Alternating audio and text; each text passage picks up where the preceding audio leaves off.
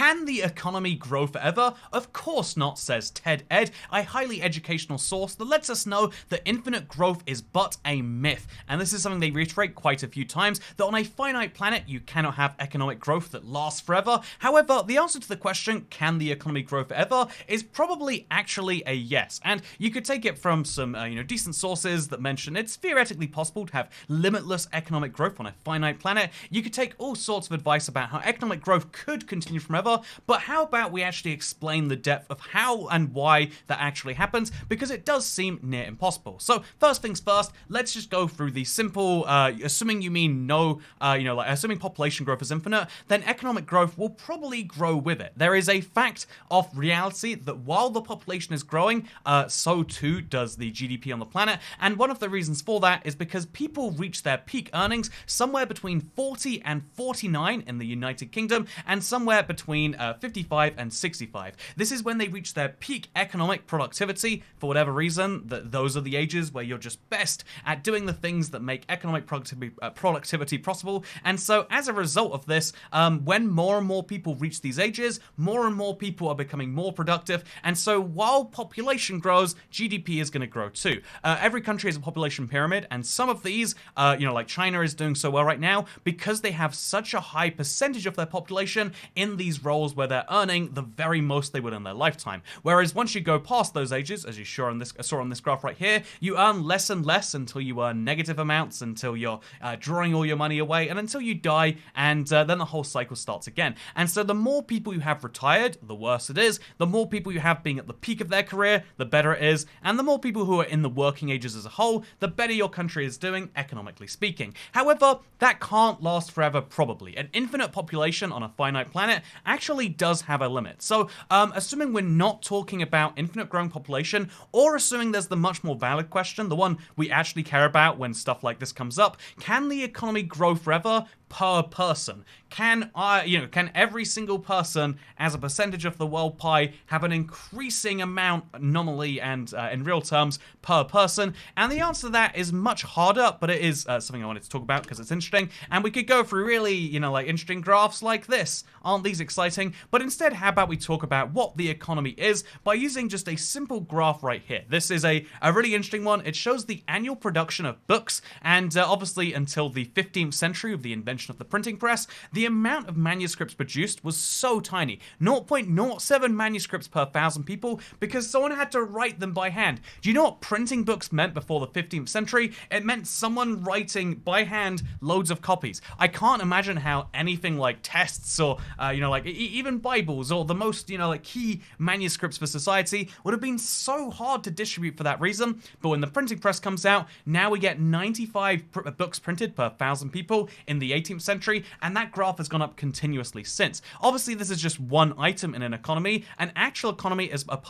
is made up of tons and tons of items. Every single item that exists, from PlayStation 5s to bricks to I don't know, pasta. Every single item that is produced has one of these graphs where it's either going up over time, or in some cases it's staying flat over time, or in some cases it goes up for really temporary peaks. But every single thing in the economy is how we actually measure what the economy's current rate is. The more things are being produced, the bigger gross domestic product is, and so the bigger the economy is as a whole. And so if we take this, we can see the United States, for example, has grown from producing let's just say in 1980, $2.86 trillion worth of stuff, to in the year 2021 producing 23 trillion. That's more than 10 times, right? In fact, you can see that in the last 10 years, or in the probably about 20 years. So right now, the US is at 23 trillion. So when they were at 11 point, whatever, it took them roughly 16, 17, 8, no, wait, it took them about 18 years to double their economy from 11 to 22. However, because it isn't based on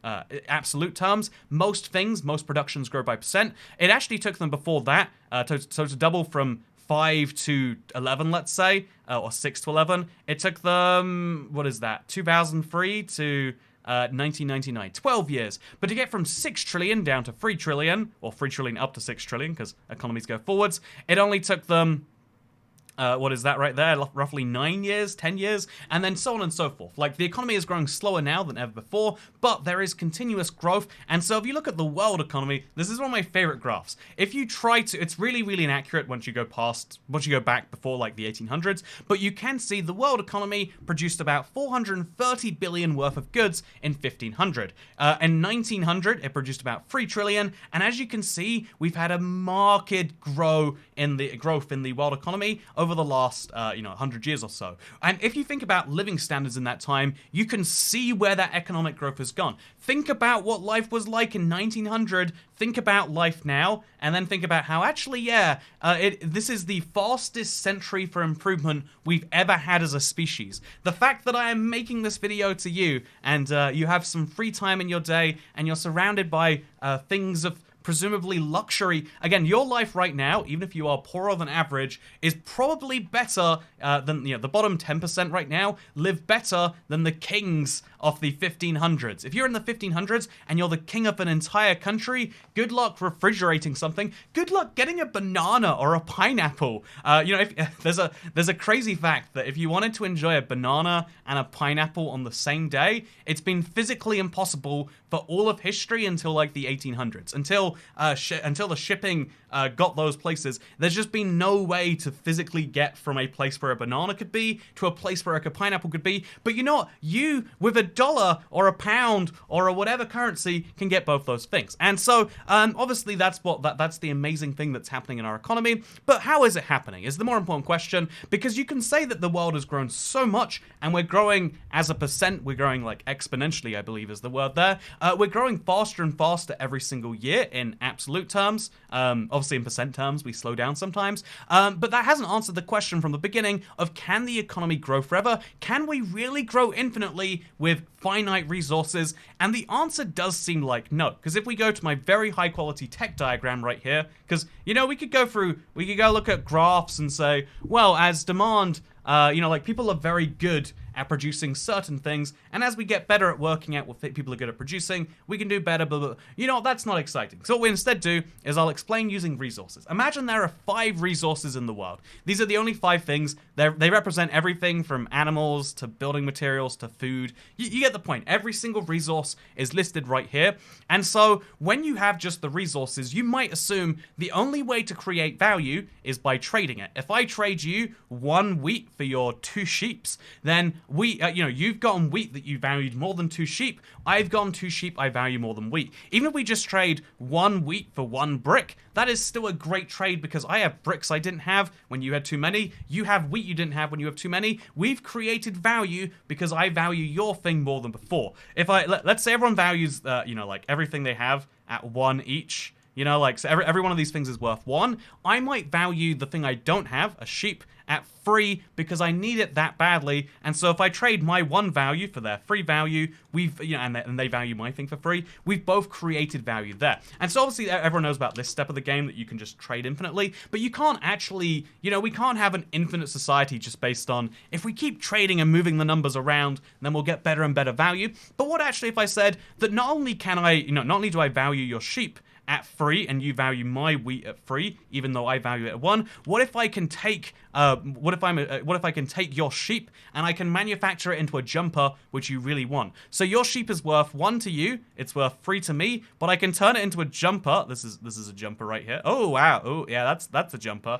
I can turn it into a jumper which is worth 10. Now we can manufacture products, we can move them around, we can start making an economy which is based on building things together. The most famous example is, for most of history, oil has been like a lubricant or like a way to light lamps on fire. But now, because of oil processing and production and all the things we made from them, oil is one of the commodities of the planet. It's as if we just made a new resource from nowhere. Oil did not exist before. There's no oil card in Catan, but yet oil is one of the commodities today. Same with uranium, right?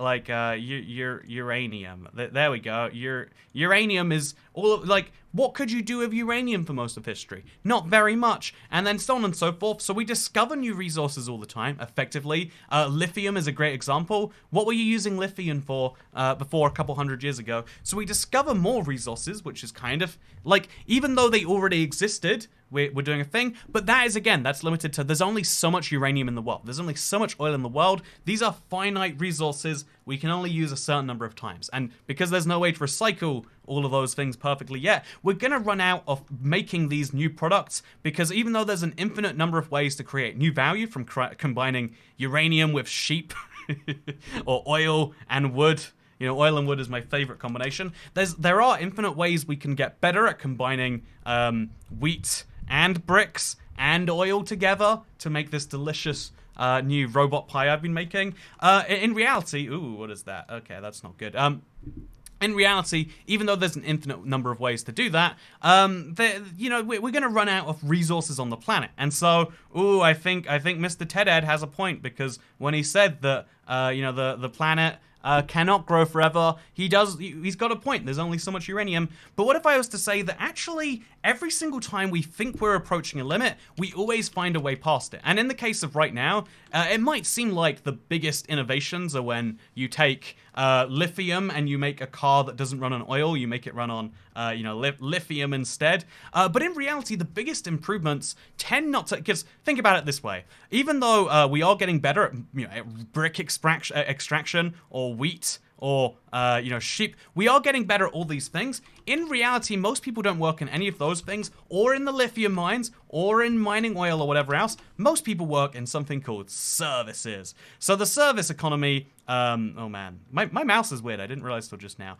But the service economy is something that you might not be familiar with, but it does exist, trust me, I've seen it in my own eyes. And most people watching this video, I guarantee, work somewhere in services. They don't make physical things for people, they make a service for someone. Or at a very stretch, you work with, let's put it this way, right? You work with electricity. So this is my electricity icon. Is that what electricity looks like? No, I think that's good. So electricity and I don't know, like internet, right? What's a good internet icon? Internet. There we go. That's what the internet looks like. So by just turning your labor and electricity, which can theoretically be scaled up infinitely too, because we've got a giant sun worth of energy that can be harnessed, and then past that, there's more suns in the world. There is an infinite amount of electricity, energy as far as we're concerned, and then we use data networks, which is just humans getting better at talking to each other. Just combining these three things together in different ways is where most economic growth actually comes from. When Netflix came around, it didn't require any more bricks besides to build their server headquarters. It didn't require any wheat. It probably didn't require any rocks or any wood. Instead, all Netflix does is say, hey, we are going to provide a service. Okay, so Netflix comes over here. Netflix says, we provide a service for, you know, like the people who make content. They get a second run of money from it. Then they use the internet, and then the internet uses electricity, and then you use electricity to consume it via the internet, to combine these three things together into something that is a multi-billion-dollar industry. Netflix is one of the most valuable companies on earth, and they don't make, you know, same with I don't know, like Airbnb, right? They didn't make like new it's all about taking literally free things, or next to free things in the case of power, internet, and the service economy, and just rearranging them. And that seems ridiculous, that somehow Netflix was worth, I don't know, 100, when the previous model of just turn on your TV, okay, this is getting messy now. So TV was worth like, I don't know, 80 to them, but Netflix was worth their original 80 plus an extra 100 or something. We're making more and more valuable things by just rearranging our economy, and that seems ridiculous, but it's actually what we've done for all of history. If you think about, if we go back to this very fun graph, if you think about the 1950s and the way we would have distributed resources then, it was so much less effective than it is right now. If you consider, again, just looking around you, how many more things you have now than the equivalent you in 1950, because it would have been so much harder to make washing machines, because they wouldn't be made in South Korea by a firm who knows how to do it really well. They'd be made by some local company that doesn't really know how to scale the process and does a lot of things kind of ineffectively and inefficiently. And so, you know, there is probably a degree of like heading towards consolidation, because people who are good at things make things that are like get better and better at those things, while people who are bad at the things go out of business. In reality, what this has led to is what we do is we take the same few resources, we rearrange them, and we make growth. And then Netflix gets erased, right? And instead of Netflix, now there is, there's Disney Plus, and there's Hulu, and there's a trillion services. And although I hate as a consumer the fact that it's happening, they are providing more total value to the consumers. You can, even though I prefer just to have one service that did everything, in reality, Netflix didn't do everything that Disney Plus does. You can watch movies like how long after they come out for free on that, and then there's the other ones, etc., etc., etc. Or if that's not convincing, because I know everyone hates that as an example, how about this YouTube? Did you see my face there? Did it just glitch? That was odd. Let's hope that hasn't been happening this whole video. Yeah, like if you look at if you actually look at the way most products have been going, it's the exact same direction. Every single part of the economy is moving more and more towards efficiency, cheaper costs, getting things done in that way. And if you look at the price of TVs as an example, they do use physical, like, I don't know, what's it made from? Like copper and like the transistors and screens and panels. They take those things and their energy, and they combine all this together. They got to feed their employees some animals and some wheat, and they got to mine some rock. There's a lot going on in the economy, and I've simplified it down a lot here. But the fact that every single year we get slightly better at rearranging those resources, and we have done for every like foreseeable part of the modern era, that is what to me tells me that yes, the economy can grow forever. And if you don't think it can grow forever, you're just looking at a trend line and saying, I think, with no evidence whatsoever, that trend line stops here. And that's a really brave opinion to have. That's like saying, you know what, I don't think the sun will rise. It's in 6 years. Except it's not even brave, because they're not saying a time it will happen. They're just saying at some point it will have to end. And that's what really drives me mad about this, is like, people are trying to say that, like, yeah, we should focus on the climate because infinite growth can't happen. But it's like, like, if you want to be so bold about saying infinite growth can't happen, pick a date. Because if you were to try and find a date that it would stop, even then, even in a world where for some reason are rearranging policy and, working out who should have what changes, even if you were to say that that's a thing, then it probably would be a very, very long way from now. Because there are so many resources on our planet we don't know how to extract. There's so much space. Like you might think, oh, the planet, it's really crowded around here, because you might live in, I don't know, a big city. I live in London. It really is crowded around. Look how busy this is. There's just no space for more people. But even in the UK, which is a very densely populated country, let me show you, like, here. Do you see how many people live here? Do you see how much land there is? The nearest person is, like, in Carnock. And how many people live there? One guy on a farm. Oh, it's actually, maybe multiple people staying in the cottage rental. But do you see what I'm saying? The amount of land we have, the fact that there's resources in that land that could be turned into something that could really help people today. If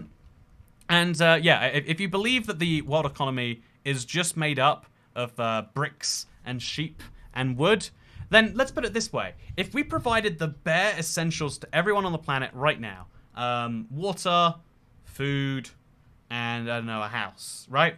Is everyone going to be happy? Or is everyone going to say, but I want the other things that I deem to be essential? It'd be rude to tell a poor person, you can't have Netflix. You should buy a house instead. I mean, that's like a big debate that comes up. People seem to think, because they deem Netflix to be that essential. Even though it just came out of nowhere and it doesn't really exist, because things that don't exist and come out of nowhere are valuable to us, even more valuable than, I don't know, bread. Bread is amazing, but it's not as good as Netflix. Ooh, that's a hard one. Is bread as good as this video? Let me know in the comments down below, because this video also comes out the same thing. There is an you managed to watch me talking about economics for 20 minutes or so, and what did you pay? You didn't pay somehow, but I still get money from it. I get value, you get value. No one. How does any of that work? Give me bread, please. Okay, thank you for watching. Third channel, don't care. Bye.